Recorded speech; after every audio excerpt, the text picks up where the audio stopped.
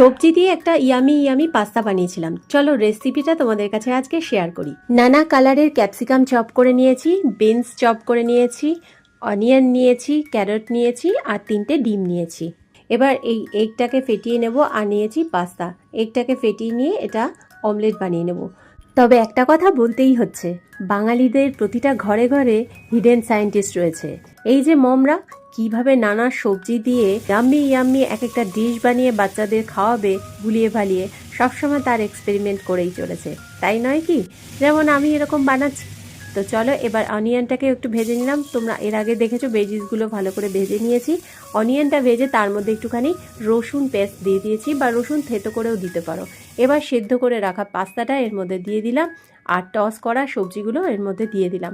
ভালো করে মিক্স করে এর মধ্যে ভাজা ডিম, একটুখানি সস, অরিগানো, চিলি ফ্লেক্স আর পরিমাণ মতো একটু নুন দিয়ে এটাকে খুব ভালো করে নাড়াচাড়া করতে হবে।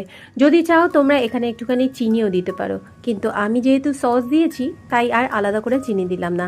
2টো চিজের স্লাইস দিয়ে দিলাম, এটা আস্তে আস্তে গলে যাবে, মিক্সড হয়ে যাবে। তোমরা চাইলে এর মধ্যে মোজারেলা চিজও দিতে পারো, কিন্তু আমার কাছে যেটা অ্যাভেলেবেল ছিল সেটাই দিলাম। দিয়ে এটাকে খুব ভালো করে নাড়তে হবে যাতে কড়াইতে তলায় লেগে না যায়।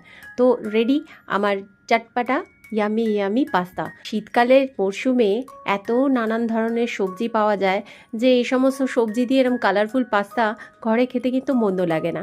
তো বন্ধুরা, কেমন লাগলো? ভালো লাগলে একটা লাইক দিও, আর যারা আমার চ্যানেলটা সাবস্ক্রাইব করোনি সাবস্ক্রাইব করে দিও। তাহলে আজকের মতো টাটা।